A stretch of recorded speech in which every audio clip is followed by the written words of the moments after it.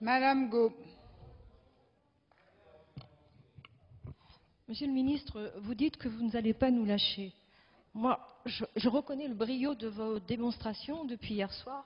Je vais vous donner un exemple très précis. Que là, moi, je ne lâcherai pas non plus. J'ai sur ma circonscription une usine de 1600 salariés, ex-Ford, dont le plan de reprise a été basé essentiellement sur la diversification de son activité, notamment dans l'éco-énergie, les énergies renouvelables. Le gouvernement a signé un accord de reprise sur la base de la fabrication, je vous le donne en mille, des grandes couronnes éoliennes.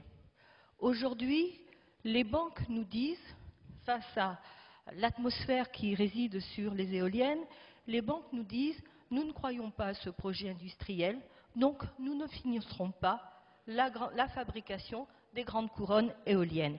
1600 personnes vont dépendre de ça.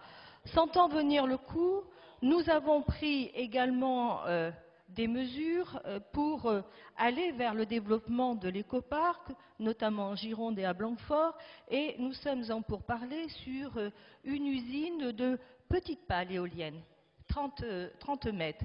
Aujourd'hui, dans le contexte actuel, eh bien, cette mise en place d'usine peut être remise encore en question. Et il y avait un deuxième projet de développement sur les grandes pales éoliennes. Et aujourd'hui, eh bien, l'industrie, la société qui conduit ce projet, met toutes les réserves sur le développement de ce projet.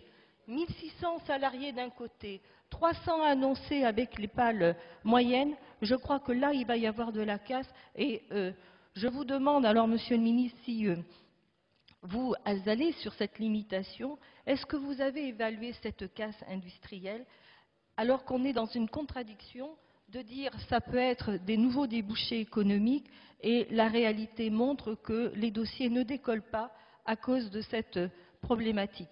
Ou tout au moins, proposez-nous de pouvoir formaliser définitivement l'installation de cette usine de pales éoliennes à Blanquefort.